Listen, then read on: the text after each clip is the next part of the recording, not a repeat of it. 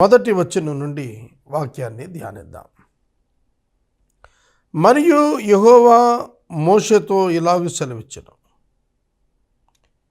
మనుషులలో ఇజ్రాయేలీయులలో మనుషుల యొక్కయు పశువుల యొక్కయు ప్రథమ సంతతి అనగా ప్రతి తొలుచూలు పిల్ల నాకు ప్రతిష్ఠించు, అది నాది అని చెప్పాను.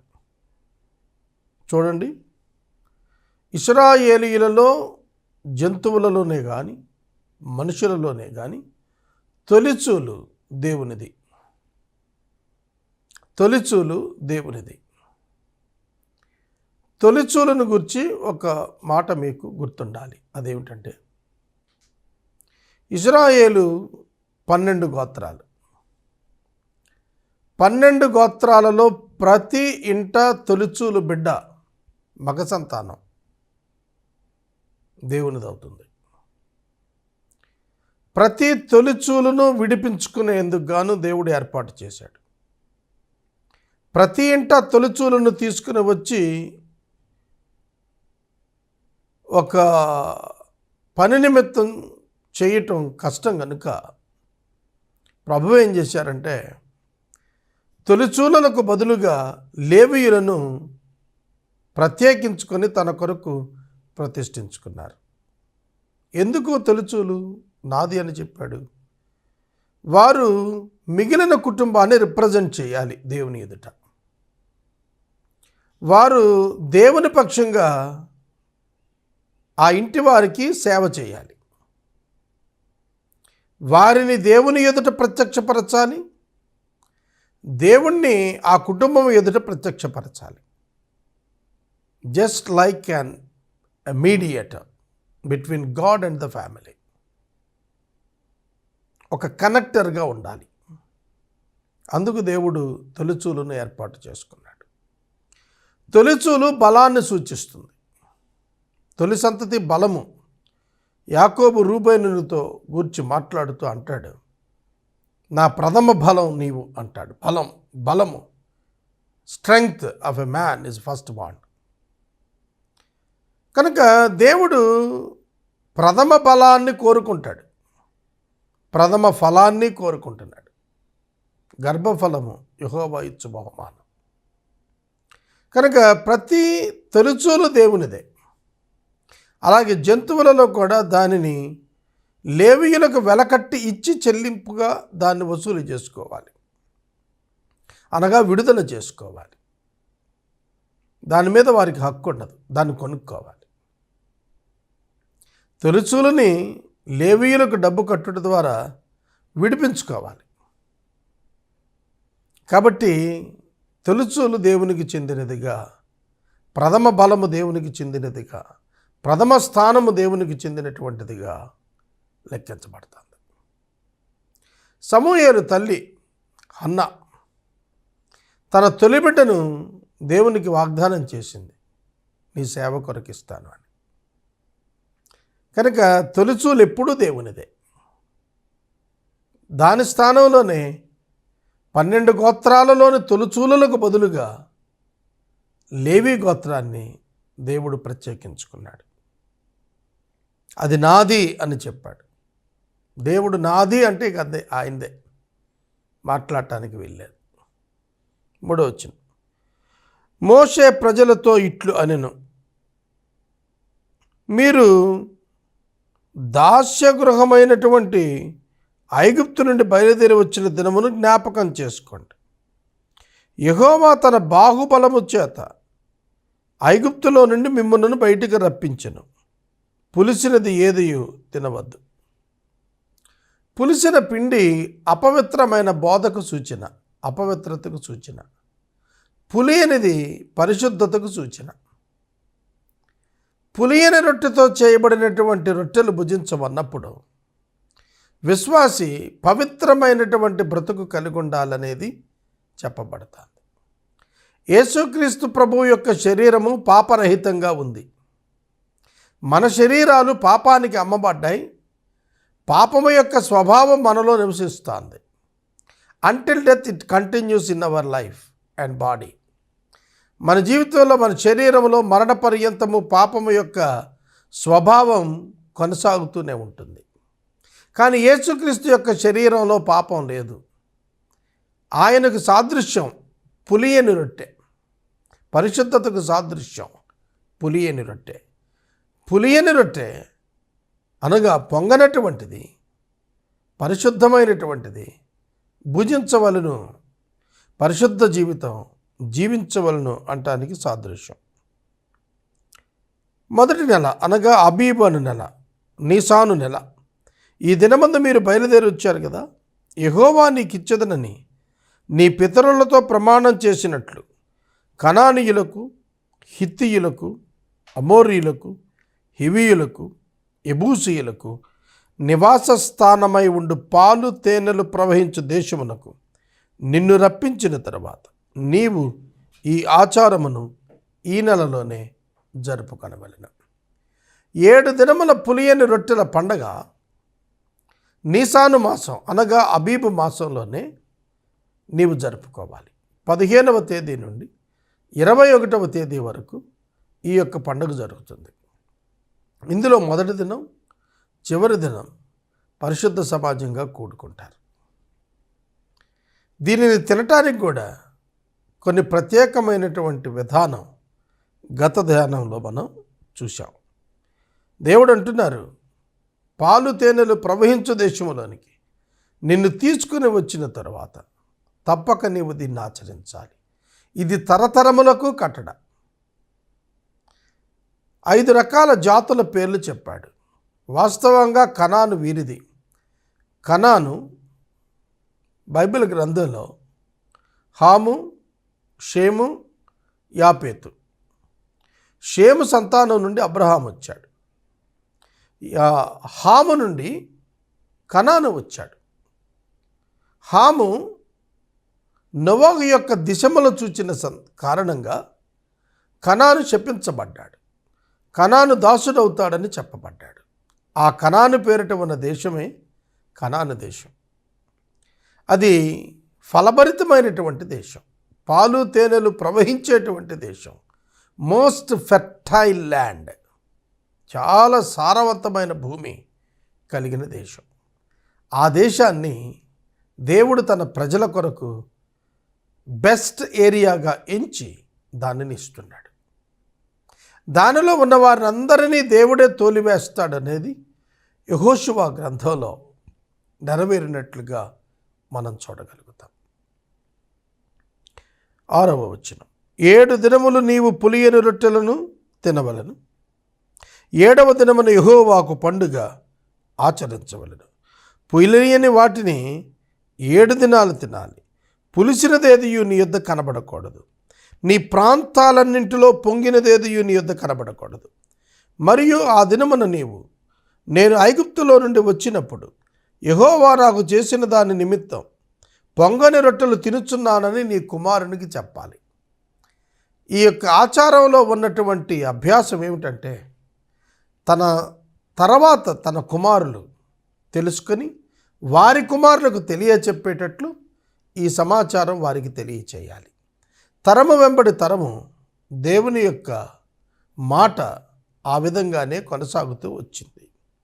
యెహోవా ధర్మశాస్త్రం నీ నోట ఉండునట్లు బలమైన చేతితో యెహోవా ఐగుప్తులో నుండి నిన్ను బయటికి రప్పించెను అనుటకు ఈ ఆచారము నీ చేతి మీద నీకు సూచనగాను నీ కనుల మధ్య జ్ఞాపకార్థంగాను ఉండును. కాబట్టి ప్రతి సంవత్సరం ఈ కట్టడను దాని నియామక కాలమున ఆచరించాలి.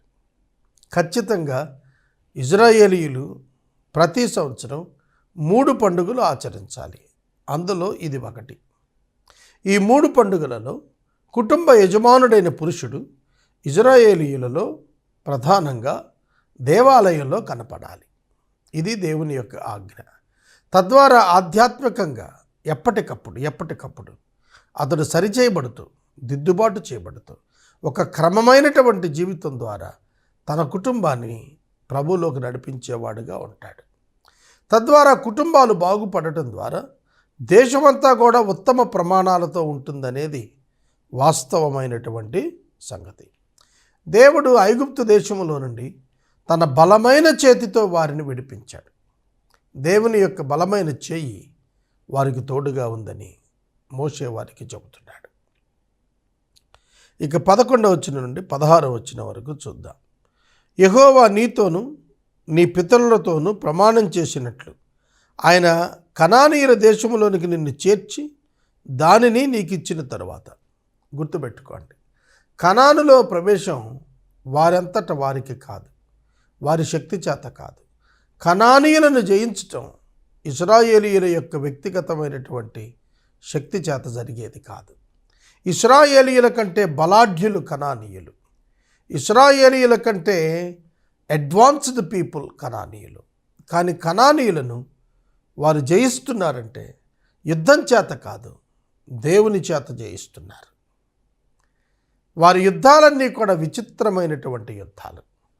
వాటిల్లో ఒక్కటే ప్రధాన అంశం, దేవుడు వారి కొరకు యుద్ధం చేస్తున్నాడు. దేవుడు వారి కొరకు యుద్ధం చేస్తున్నాడు. అది వారి శత్రువులందరూ గ్రహించారు. ఐగుప్తు దేశంలో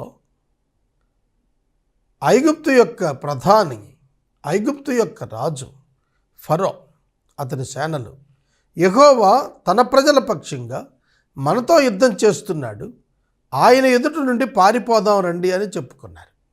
అలాగే ఆయన శత్రువులు, ఆయన బిడ్డలు ఎవరైతే వారికి శత్రువులు ఉన్నారో వారందరినీ ఆయనే పారద్రోలాడు. దేవుడు చూడండి, తన ప్రజలకు వాగ్దానం చేసేది ఆయనే. వాగ్దానంలో వారి పాత్ర లేదు. దేవుడే తన కృప చొప్పున వాగ్దానం చేశాడు, తన చిత్తం చొప్పున వాగ్దానం చేశాడు, తన ఆలోచన చొప్పున వాగ్దానం చేశాడు, తన నిర్ణయం చొప్పున వాగ్దానం చేశాడు. దానిని ఆయనే నెరవేరుస్తాడు. అది క్రైస్తవ్యంలో ఉన్న గొప్పతనం. క్రైస్తవ విశ్వాసంలో దేవుడు తన బిడ్డల పక్షంగా తాను అనుకున్నది చేస్తాడు. వారు కోరినది కాదు, దేవుడు తన బిడ్డల పక్షంగా తాను కోరుకున్నది. అనగా ఆకాశమంత ఎత్తైనటువంటి తలంపులు తన బిడ్డల యొక్క జీవితాల పట్ల ఆయన కలిగి ఉండి వాటిని అనుగ్రహిస్తాడు. ఏ తల్లిదండ్రి తన బిడ్డల పట్ల అంత మహోన్నతమైన భవిష్యత్తును ఊహించలేడు. కానీ దేవుడైతే ముందస్తుగానే తన బిడ్డల యొక్క జీవితాల్లో, వారి బిడ్డల యొక్క జీవితాల్లో మహోన్నతమైన భవిష్యత్తును ముందస్తుగానే రచించి ఉంచుతాడు. ఇది మనం తెలుసుకోవాలి. 12వ వచనం, ప్రతి తొలిచూలు పిల్లను, నీకు కలుగు పశువుల సంతతిలో ప్రతి తొలి పిల్లను యెహోవాకు ప్రతిష్ఠ చేయాలి. దానిలో మగ సంతానం యెహోవాది అవుతుంది. ప్రతి తొలిచూలు పిల్ల యెహోవాకు ప్రతిష్ఠితం, అనగా అది ఎవరికీ చెందదు, ఆయనకు మాత్రమే చెందుతుంది, అది ఆయనదై ఉంటుంది అని తెలుసుకోవాలి. ప్రతి గాడిద తొలిపిల్లను వెల ఇచ్చి విడిపించాలి, దానికి మారుగా గొర్రె పిల్లను ప్రతిష్ఠించాలి. అట్లు దాన్ని విడిపించిన ఎడల దాని మెడను విరగదీయాలి. నీ కుమారులలో తొలిచూలు అయిన ప్రతి మగవానిని వెల ఇచ్చి విడిపించాలి. తొలిచూలుల బదులు దేవుడు లేవీయులను ఏర్పరచుకున్నాడు అన్నాను. ఈ లేవీయులలో ప్రతి తొలిచూలుకు విడుదల ఇవ్వాలి అని అనగా లేవీయులకు వెల చెల్లించాలి. మోషే నిర్ణయించిన వెల లేవీయులకు చెల్లించి తమ కుటుంబంలో ఉన్న బిడ్డను తమ కొరకు వెనక్కి తెచ్చుకుంటారు ఇజ్రాయేలీయులు. ఈ విధానం దేవుడే ఏర్పాటు చేశాడు. 14వ వచనం, ఇక మీదట నీ కుమారుడు ఇది ఏమిటి అని నిన్ను అడిగినప్పుడు నీవు వానిని చూచి, బాహుబలం చేత యెహోవా దాసగృహము నుండి ఐగుప్తు నుండి మనల్ని బయటికి రప్పించాడు, ఫరో మనల్ని పోనీయకుండా తన మనసు కఠినపరుచుకున్నప్పుడు యెహోవా మనుషుల తొలి సంతానాన్ని, జంతువుల తొలి సంతానాన్ని ఐగుప్తు దేశంలో సంహరించాడు. ఈ హేతువు చేత నేను మగదైన ప్రతి తొలిచూలు పిల్లను యెహోవాకు బలిగా అర్పిస్తాను. అయితే నా కుమారులలో ప్రతి తొలి సంతానం వెల ఇచ్చి విడిపిస్తున్నానని చెప్పాలి. చరిత్ర పునరావృతం, చరిత్ర జ్ఞప్తికి తీసుకుని రమ్మంటున్నాడు. ప్రతి విశ్వాసి తన చరిత్రను మర్చిపోకూడదు. అంటే తన కొరకు దేవుడు చేసిన చరిత్ర. మీరు గమనించండి, దేవుడు ఐగుప్తులో తన మహాశక్తి కనపరిచాడు. తన శక్తి, తన బలము, తన యొక్క విధానమంతా కనపరిచాడు. కనపరిచి వారి శత్రువును ఆయన నాశనం చేశాడు. వారి శత్రువుల మధ్య వారిని రుజువు చేశాడు.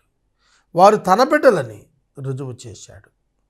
వారి మీద ఏ తెగులు పడకుండా తానే కాపాడాడు. కనుక ఈ చరిత్ర పిల్లలకు తెలియాలి. తెలియటం కొరకు ఈ ఆచారం ఉంచాడు. ఐగుప్తు దేశంలో తొలిచూలు పిల్లలను దేవుడు చంపాడు. కనుక తొలిచూలు దేవునికి చెందింది, ఐగుప్తుకి చెందింది కాదు. తొలిచూలు ఆయన చంపివేశాడు గనుక మిమ్మలను నేను విడిపిస్తున్నాను అని చెప్పాలి. తొలిచూలను ఆయనకు చెందినదిగా భావించి నేను విడిపించుకుంటాను ఆయన దగ్గర అని చెప్పాలి పిల్లలకు. అది వారి పిల్లలకు వాళ్ళు చెబుతారు. ఈ విధంగా దేవుని యొక్క విధానాలన్నీ కూడా తరతరాలుగా వ్యాపిస్తాయని దేవుడు ఈ కార్యం చేస్తున్నాడు. ఆ హేతువు చేత, హేతువు అంటే కారణం, ఐగుప్తీయుల తొలి సంతానాన్ని దేవుడు సంహరించాడు గనుక ఆ కారణం చేత తొలిచూలను దేవునికే ఇస్తున్నాము అనేది చెప్పమన్నాడు. బాహుబలము చేత యెహోవా మనలను ఐగుప్తు నుండి రప్పించెను గనుక ఆ సంగతి నీ చేతి మీద నీ కనుల మధ్య లలాట పత్రికగా ఉండాలి. భాసికం అంటారు దాన్ని. చేతుల మీద మరియు నొసట అనగా చేతులు 4 హ్యాండ్స్ ముంజేతి మీద రాసుకుంటే కనిపిస్తుంది. ప్రతిసారి మన కంటికి కనిపిస్తుంది మన చేయి.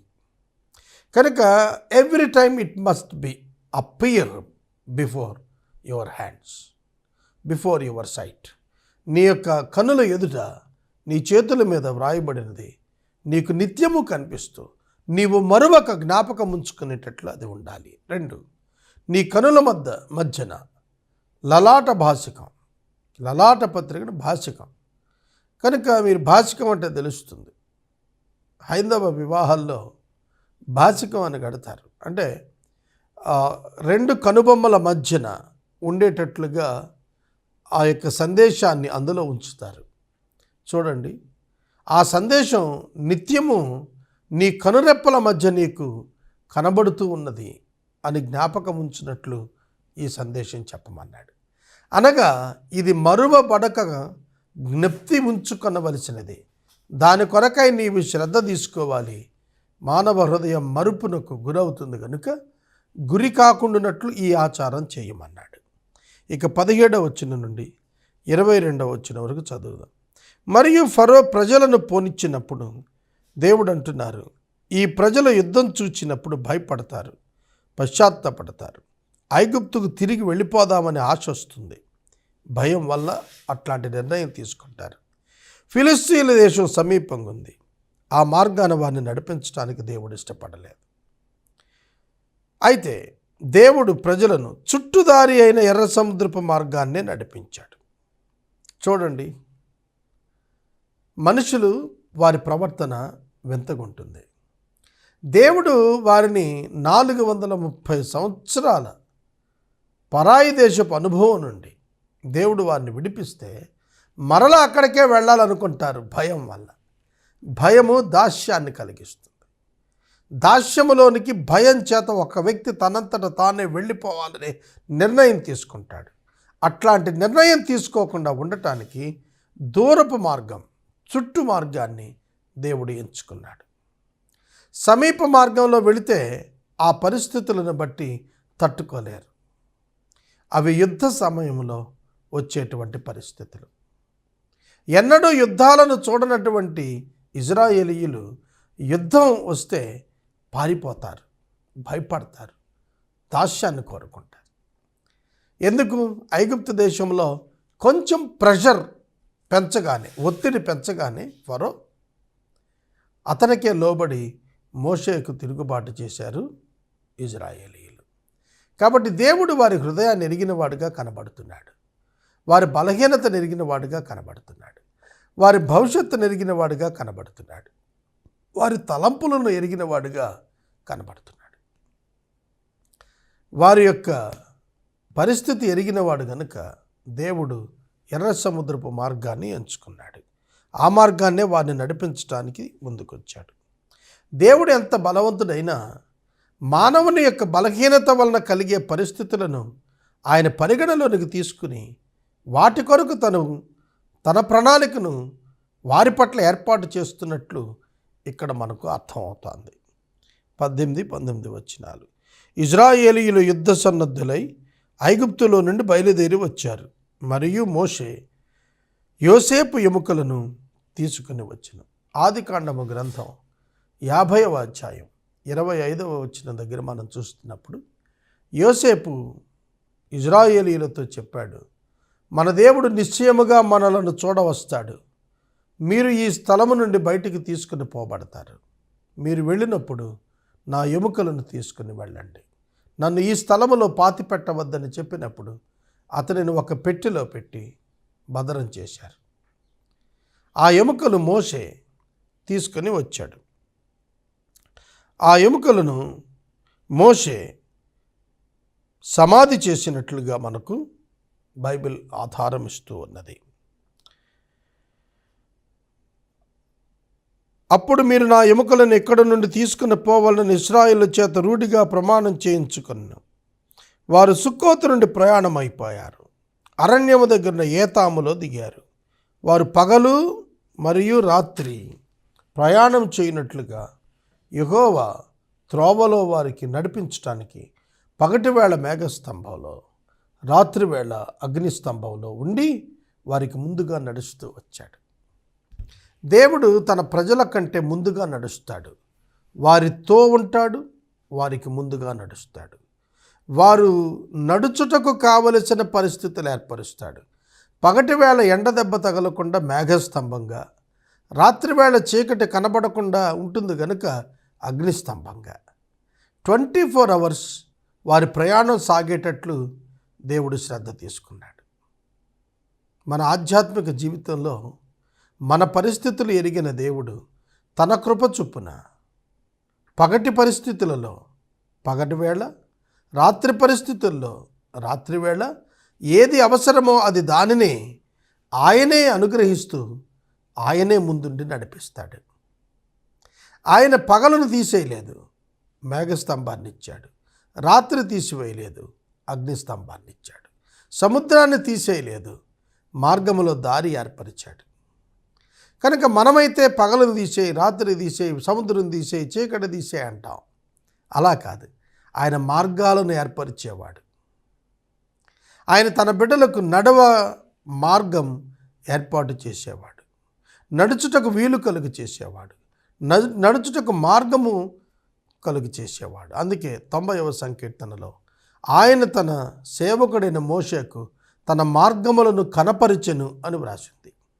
సోదరుడా, సోదరి, నీ జీవితం కూడా భద్రంగా ఉంటుంది దేవునితో నువ్వు అర్థం చేసుకుంటే. నీ దేవుడు నిన్ను నడిపిస్తాడు. నీ దేవుడు నిన్ను నడిపిస్తాడు. నీవు కలిగిన దేవుడు నీ ముందు నడిచే దేవుడు. నీవు కలిగిన దేవుడు నీకు ముందు నడిచే దేవుడు. గొర్రెల కాపరి ముందు నడుస్తాడు, పశువుల కాపరి వెనక నడుస్తాడు. పశువులకు కాపరి వెనక నుండి దిశానిర్దేశం చేసే యత్నం చేస్తాడు. కానీ గొర్రెలకు కాపరి ముందుండి తాను నడిచి తన వెనక నడవమంటాడు. గొర్రెలు కాపరిపై పరిపూర్ణంగా ఆధారపడినట్లు విశ్వాసులు ప్రభువుపై ఆధారపడాలి. యోహాను సువార్త 10వ అధ్యాయంలో నేను గొర్రెలకు మంచి కాపరిని అని అందుకే ఆయన సెలవిచ్చారు. ఇక్కడ చూడండి, 24 గంటలు వారితో ఉండి, వారి ముందు ఉండి, వారు నడుచుటకు కావలసిన ఏర్పాటు ఆయనే చేస్తున్నాడు. ఇశ్రాయేలీయుల అరణ్య యాత్ర అంతా మీరు చూడండి. దాహమైనప్పుడు బండ నుండి నీరు ఇచ్చాడు. ఆకలైనప్పుడు ఆకాశము నుండి మన్నాను కురిపించాడు. కోరుకున్నప్పుడు మాంసాన్ని ఇచ్చాడు. గ్రహించండి, యేసుక్రీస్తు మహిమా ఐశ్వర్యంలో మన ప్రతి అవసరత తీరుస్తాడనే వాగ్దానం ఈ అరణ్య యాత్రలో ఇశ్రాయేలీయుల పట్ల దేవుడు నెరవేర్చాడు. మీ జీవితం ఎంత ధన్యమైపోతుంది యేసును నీ జీవితంలో కలిగి ఉంటే నువ్వు తెలుసుకోవాలి. నిన్ను సాతాను అనేటువంటి ఫరో హస్తం నుండి, ఐగుప్తు అనేటువంటి పాపపు బలము నుండి విడిపించి, తన శక్తి చేత విడిపించి, తన శక్తి చేత నడిపించి తను వాగ్దానం చేసిన దేశానికి తానే చేర్చే దేవుడు. అయితే నీ బాధ్యత ఒక్కటే, వెంబడించాలి, విశ్వసించాలి. విశ్వాసముతో వెంబడించటం నేర్చుకున్నప్పుడు దేవుడు నిన్ను కనాను అనుభవానికి చేర్చగలుగుతాడు. ఈ 13వ అధ్యాయం అంతా మనం చూస్తున్నప్పుడు వారికి తానే ముందుండి నడిపించి ఆ అగ్ని మేఘ స్తంభాన్ని వారి మధ్య నుండి తొలగించక తానున్నట్టుగా మనం చూస్తాం.